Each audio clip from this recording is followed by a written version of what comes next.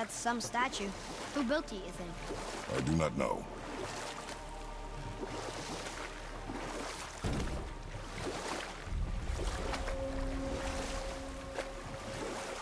Mimir, we're on the lake. Perfect. Dock us near the bridge.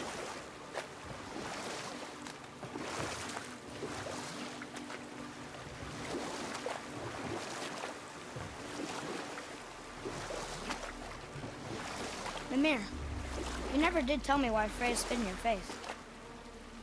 Well, she blames me in large measure for her present circumstances, and not totally without reason.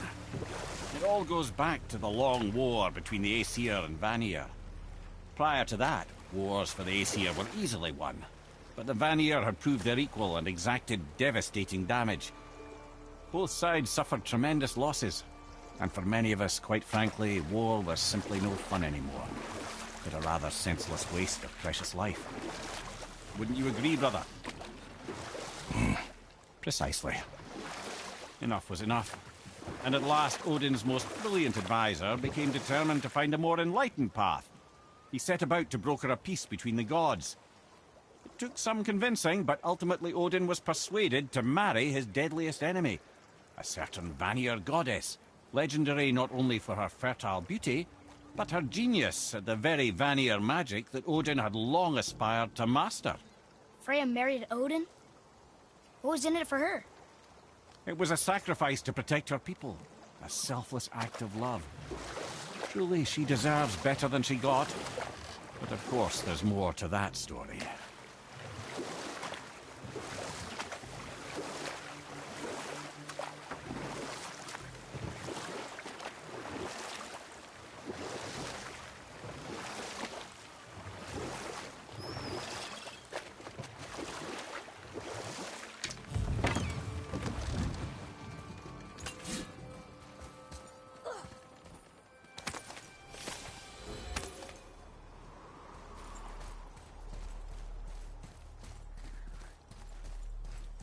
Ed, how do we speak to the serpent?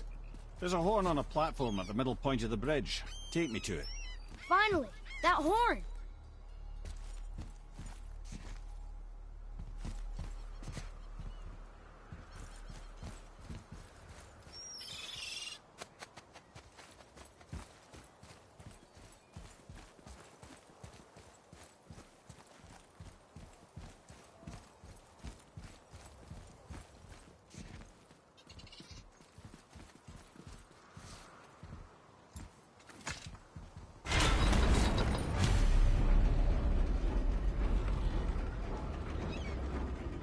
Good. Now put my lips to the horn.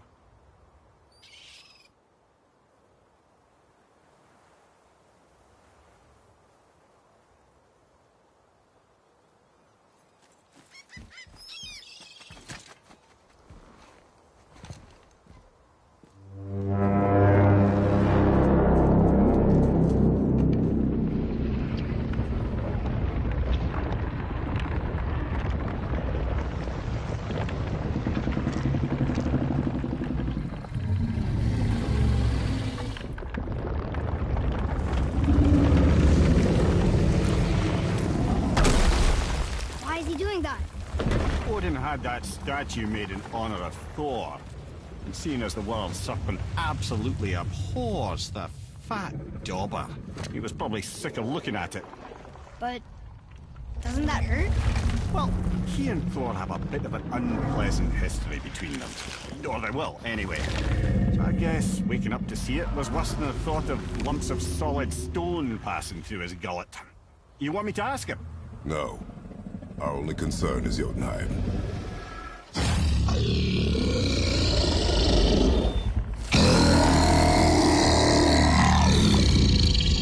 right, wish me luck.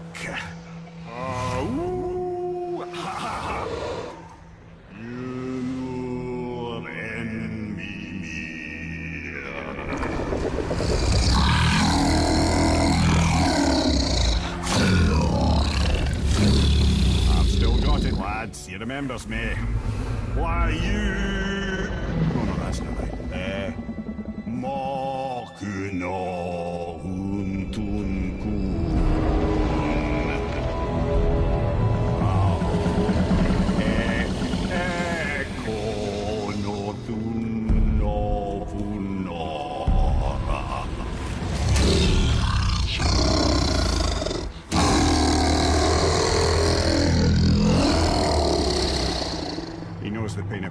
this.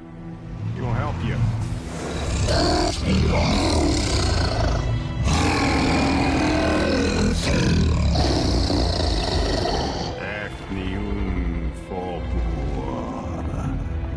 Curious.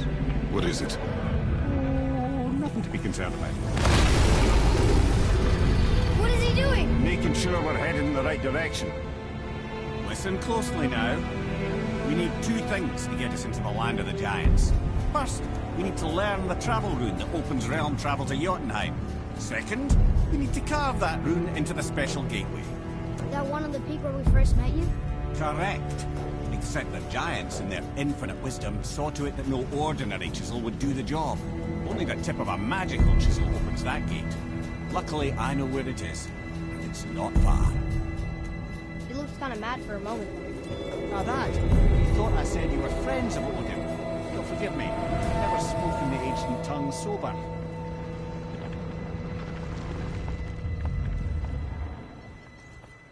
Wait, look! The water's dropped even further. You can see more of the realm towers and statues. I even see new places to explore along the shore. Where is this chisel? Find me a boat, and we'll go from there.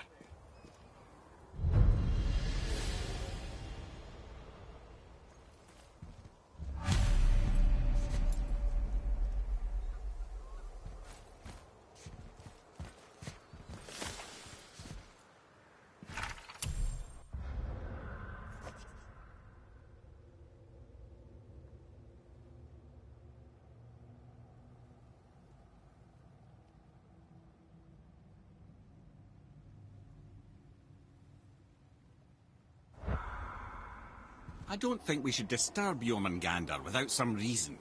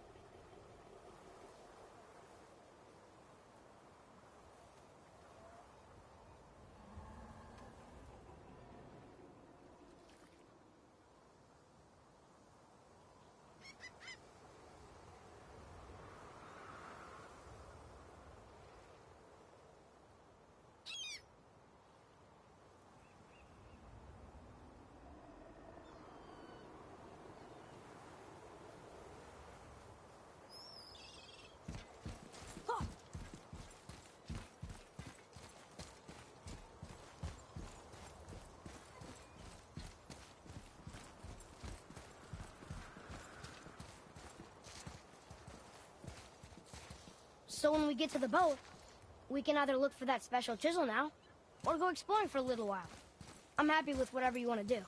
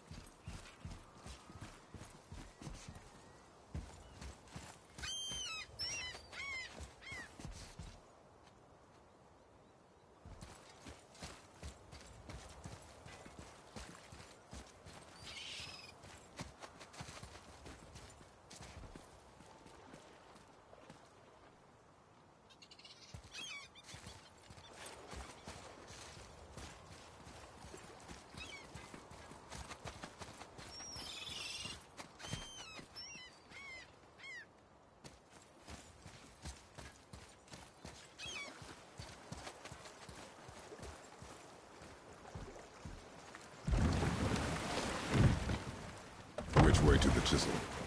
Keep rowing towards the statues of the oarsmen, then thread past between them.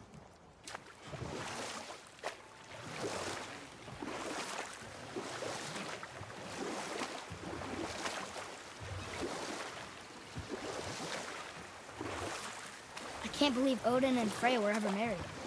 Love and hate are more closely intertwined than you might imagine. For instance, Odin hates the giants and they him. But Thor's own mother was the giantess Fjorgun, one of Odin's great loves.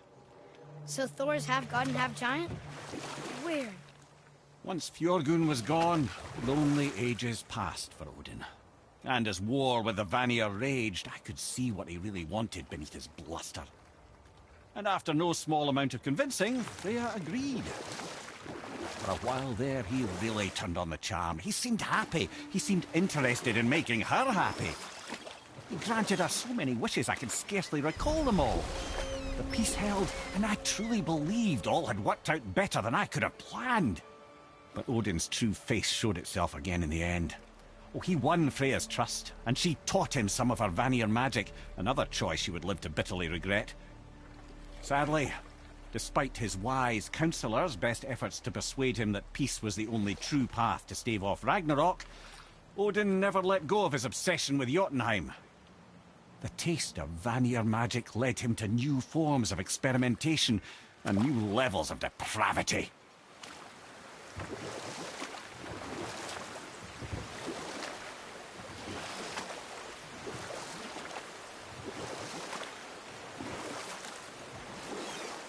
You want a beach here?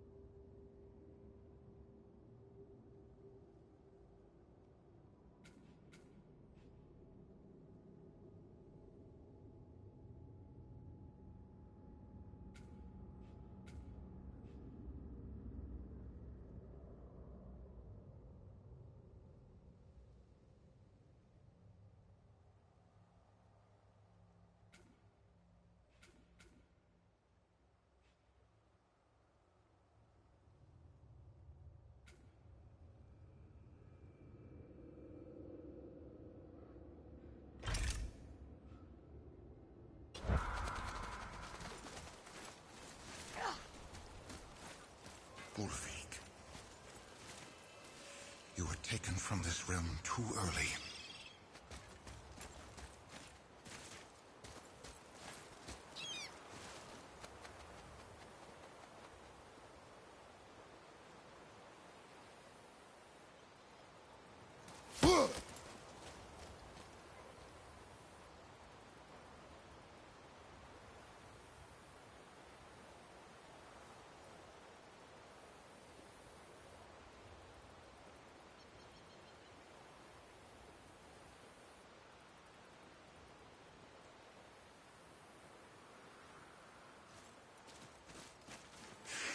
will be whole again.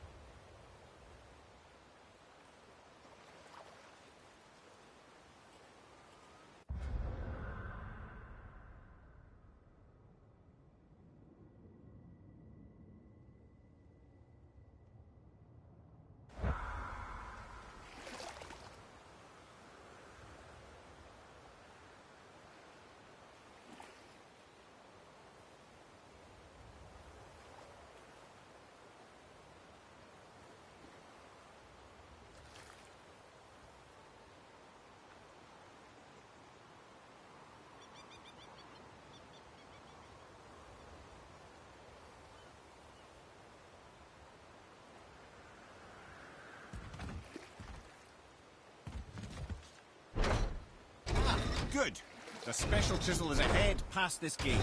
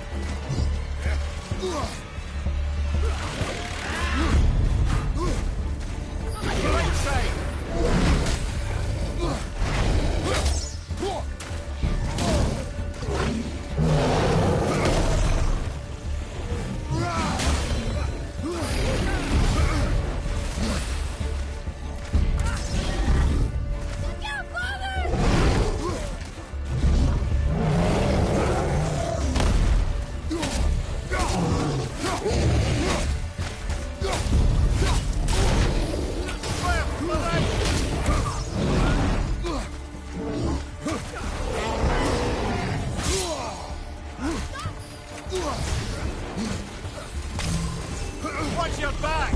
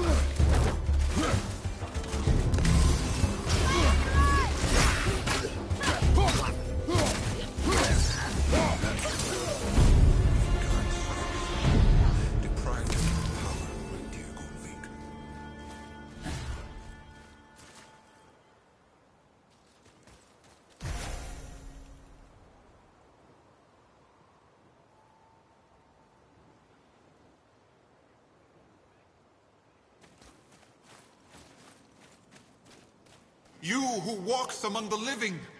My beloved Gulvig calls to me. She yearns for peace, yet her remains lie in pieces. I beg of you, make my Gulvig whole again. You want us to collect her bones? Gross. Gulvig's Seither magic knows no bounds. She can reunite you with those you've lost. Really? How? Boy. I can smell your grief, child. Rest assured, her magic is strong enough to create bridges between life and death. If only for a short while. Boy, we are leaving. They've taken 3 of Sweet Gulvig's bones and spread them across the lake. Bring me her bones, child. Gulvig will reward you. Father, maybe we should look for those bones. Why? Didn't you hear him? We could talk to Mom again. If we keep an eye out Look while if you wish, boy. I will not be distracted by this fool's errand.